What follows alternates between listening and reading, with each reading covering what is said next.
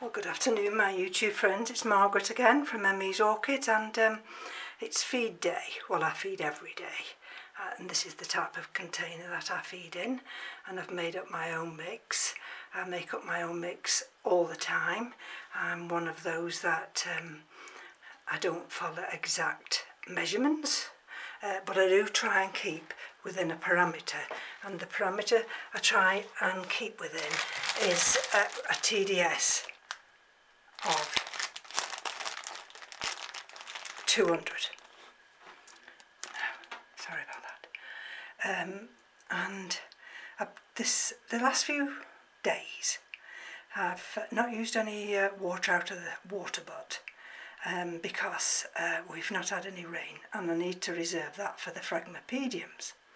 So today I've just used tap water, and it started with a TDS of 110.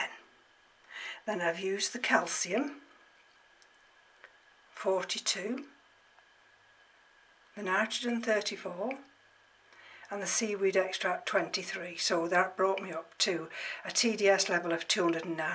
I would have liked it just below, but the last little bit of seaweed extract I popped too much in.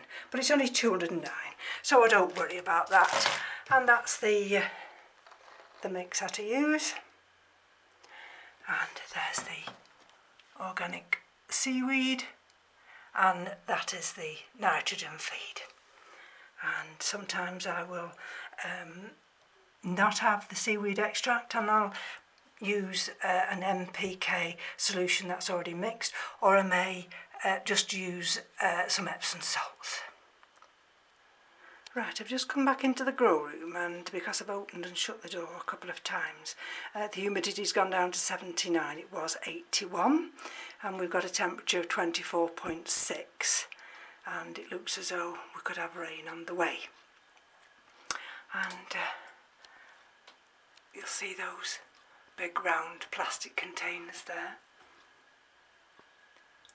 That's the big one there is my Cattleya Pastoral Innocence, and the one underneath is Laelia lobata.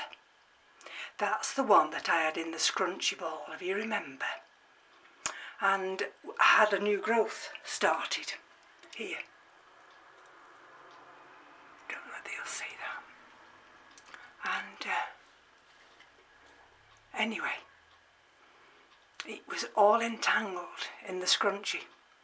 It took me absolutely ages to get it all unpicked, so I've put that in that round container there. And there you'll see the Phalaenopsis, you'll see that inflorescence there extending, which I'm really thrilled about. And that's the Vanda curvifolia, still looking very nice, and that's the Vanda underneath, that's Joy Irene. Don't know whether the colour's very good here. Let me, not the colour, the light. I have to have this light on most days now.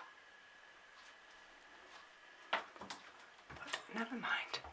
So there's the other ones. I'm just on my step. Those are all the other ones, and they're doing really well. These two here are my Mazda Valias. The two blooms, they're not quite open yet. And this is the let me have a look. This is the Camaridian Praestons, and I had this on this little shelf here. And yesterday, you see this mark on the leaf, don't you?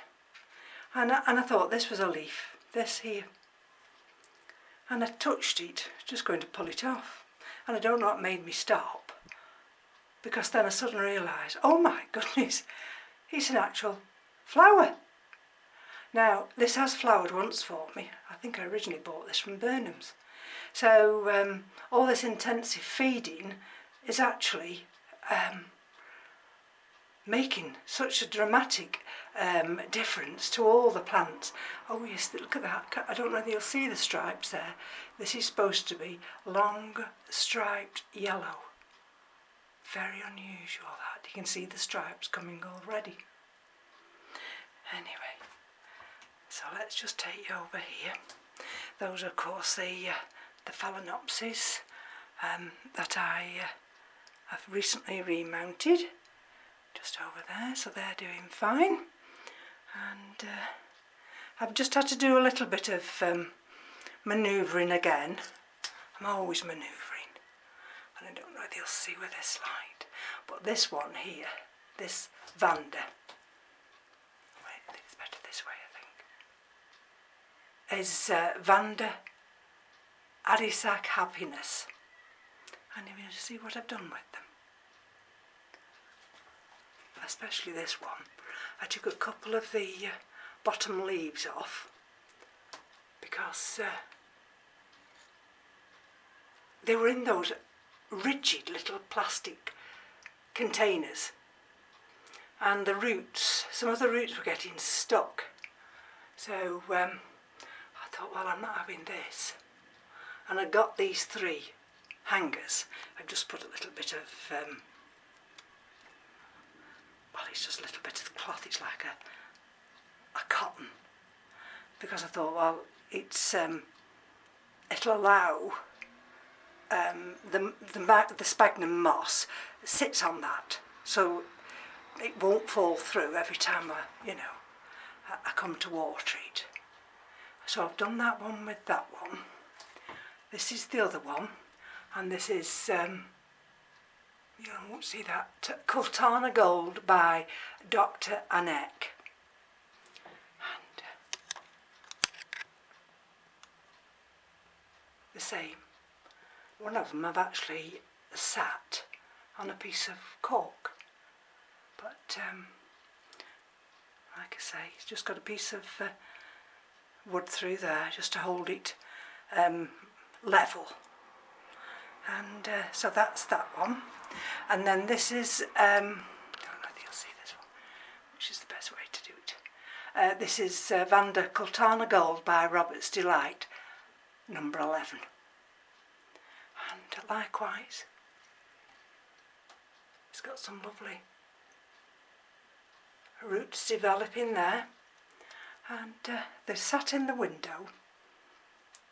Let me just come down off my little step. And so they're getting enough light, let's go back out a bit, without getting scorched. And I'm quite pleased now, because what I can do now is when it's watering time, I can just lift them off and they can be plunged into a container, like the container I've shown you outside. And this is that corner now, and this is the Orchids falcata with those nice roots. Allow me to take you in a bit, and I think it's this one here. We've got another big root coming out there, and here on this area I've got another root trying to break through there. That's the Rinco Stylish Gigantica Peach, and that's got that humongous root, which is the only really active root there is. The others, I keep looking and hoping and praying that I might get a branching root, but so far nothing. That's the Dendrobium polyanthum, Cinnamon primulinum. That of course is the lovely phalaenopsis that I had as a retirement gift from work, and one of the inflorescences has just got one flower left. And this one here, this is my rebloom. Now it's an OID, I've no idea what it is, and it's only given me 2, but one's not open yet, but isn't it lovely? Well, I think it's lovely. And there's the other bud there. So I'm quite chuffed about that. And this is of course the shelf of the some of the cattleyas, and they're coming along, extending their growths. That one there, and of course I think this is Rinco Star RLC. I think this one is called Pink Delight. That's right. And look at that one. And of course this is that big one with the new growth there. I've just took that away there. And let's have a look here. So this one is, of course, is Walkeriana. So it's a Cattleya Walkeriana var Cerulean. And you remember me saying about the Orchids falcata. Look at the roots on that. I can't believe that. It's just like an explosion of roots. And there. And if we keep hold all the way around there. There we go. And that just sits there. That gets, of course, fed and watered every day. And this one here is Vanda Baby Angel. That's falcata by Lucinary. That's doing very well. I got fed and watered yesterday. And this is Neo-Phoenicia Schutano. Nice little growing roots there. And what's this little one? I think this is one of the Sergio. No, not this. This is not Sergio. This is Cattleya Sincoriana var Alawi. And those two nice roots. Oh no, it's got 3 roots. So that's just placed on that piece of cork. And these are the dendrobiums. That's Dawn Marie Runcamel. And I brought this here for a little bit more higher light. And that's the one, this one here.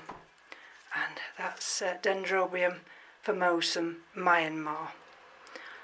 And they get fed and watered quite regularly because they're just in lava rock. So, oh, and this little one here, this is the Dendrobium tetragonum, and got new growth there, and baby's opened a new leaf. So after all this while, this one seems to have settled down on that little mount now. And if I take you down here, I'll kneel down because I'm going down to this little shelf. These are some of the Phalaenopsis. I've got one actually over there. That's doing exceptionally well. And there we go. Just some of these are just ticking over. And this is, let me just have a look at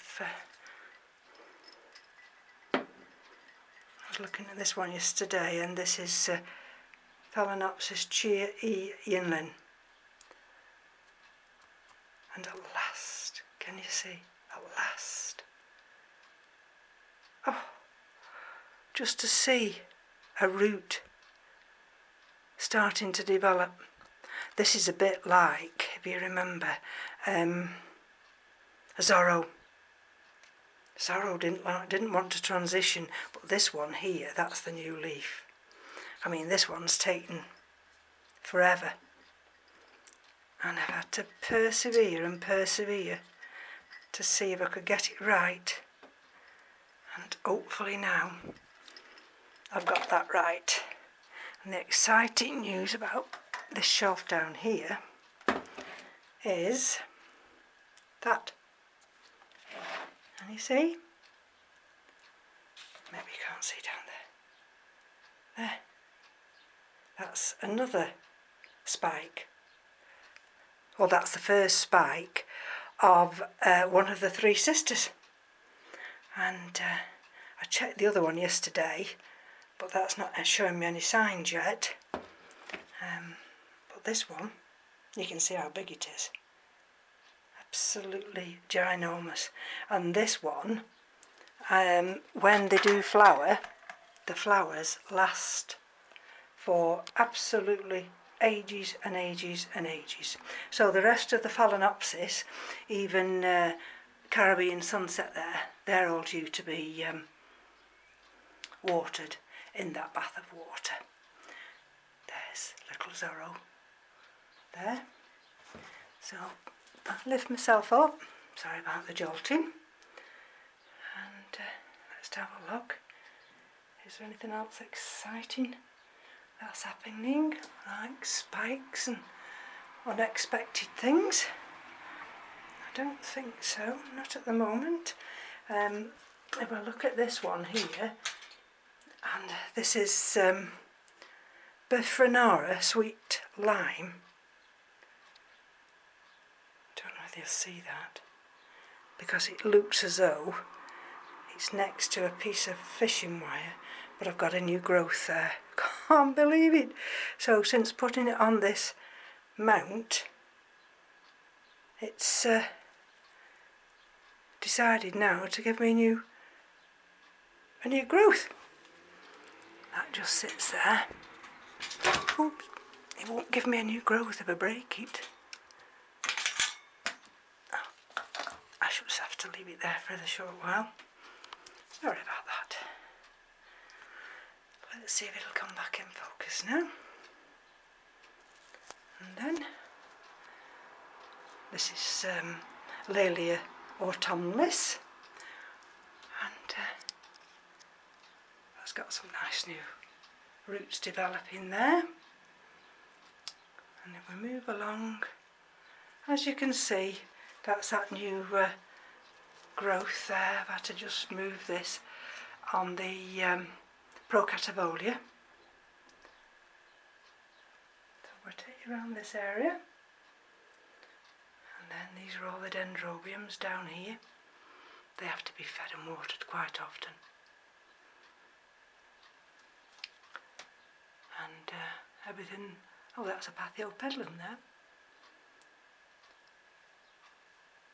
And if we come up here, that's the Phalaenopsis tetraspis. And that has to get fed and watered quite often because that's in lava rock. But I think we've got a little flower developing there. And if we come over to this area, that's that other gift, my retirement gift, that nice Phalaenopsis. That just sits on there, lovely. And up there are just some of the ones that are on mounts. What I'm going to do, I've got some trellising to for these Hoyas, because you can see I've got them with canes. Well, I've got some trellising now, and I'm going to put them on some trellising, which will then enable me to have a little bit more room, because I feel as though this corner here is wasted, and I've got two more of these nice big hooks there, and I want a hook from that side to that side, and to be able to hang some in that corner. So that's my next big job, and I've not got round yet to sorting out the Gracillicauli, which I need to do. That's another big job. They're all little jobs that need doing, and if you don't do them, then before you know where you are, you've missed your opportunities. And this is, of course, Staphyloglossis, Scaphoglottis. That's the old one, with sending that nice root that way. This is the other new part, and it's got roots everywhere. So all the other big dendrobiums, look at that, it's 24.9 now, and it's gone up to 24.9, it's gone up to 83% humidity. Whew, it's like a tropical rainforest in here. It's a good job I've got my shorts on, I tell you. And that of course is the that nice big dendrobium there, and I'm just waiting for that to show me signs of new root growth, like everything else is. And that's the one that's got the species, that's the species Phalaenopsis, and those are the little cattleyas down there. And of course these are the Phragmipediums, and they're due to be watered. Probably do that shortly. The smaller ones get watered more regularly than the big ones. Well, of course the big ones hold so much media, so much more media, that I don't do them all, you know, as often as the others, because the medium would stay too wet. Anyway, there, got the roots on that one.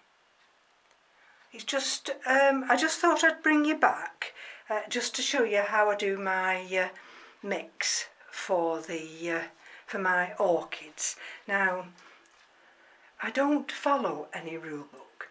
I don't follow any rule books at all now. I mean, I've been growing orchids going on for 5 years, and I've lost quite a few, and some of them are still with us. I mean, some of the tolerant ones have survived my abuse, and I've been an avid viewer of Rick's channel about the nutrients, and so I mix my own up, and I know exactly for my environment what suits these orchids. So I'm not suggesting for 1 minute that what I do is correct, but it's correct for me. You know, a lot of people seem to feel that they can't not venture, that's the wrong word, but they can't manoeuvre anything. If it says it's this, then that's how it is. But with orchid growing, it isn't. I mean, because what somebody might be growing, now this one here, is Gatton Suttonray. Now, somebody in Florida could be growing this outside. Well, I don't grow outside. I'm in England, and I'm in the northwest of England. I don't even live anywhere near where Roger lives. He lives on the southern coast of England, which his temperatures are warmer than mine here. So all these orchids here have adjusted to my environment. See, that's chrysotoxin. They've adjusted to my environment, and you see, that's when I had that transition period, and some of them went outside and they didn't enjoy it. So what I'm trying to say is, sometimes you have to trust your own instincts, and these orchids are in your care. And at first you may struggle to find the correct level of feed, but once you do, I mean, if I remember back, I didn't even know how to work a TDS meter, let alone understand a pH meter. And I mean, Keith said recently, you don't seem to be bothered anymore about the TDS. I said, no, because I understand it now, and it's getting to understand everything. But once you understand it, and I mean, I might be a bit of a slow learner in that regard, but once it sinks in with me, it stays in. And I think these orchids at the moment are showing me that what I'm doing is correct. And that's all you can ask of your orchids. And if your orchids are happy, then of course they'll give you blooms. And that's what we're all aiming for, is to have either a plant that we buy in bloom or a plant that we can rebloom. And I never like to leave little axle out, even though it looks royal blue, but it isn't royal blue. So thank you for joining me. That's one that I've put onto a cork mount. That's a Phalaenopsis, an OID. So with a bit of luck, we'll see how that goes. See, got new roots coming there on this Phalaenopsis tetraspis. I don't know what caused that, but I'll maybe give this one a little bit extra Epsom salts. So if I have you this way, there we go.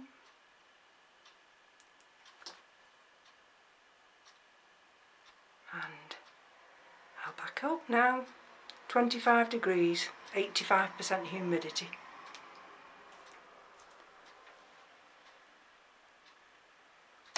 And then, so,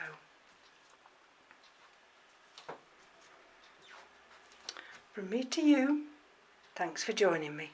Thank you to all my new subscribers, and we'll come back soon. Bye bye now.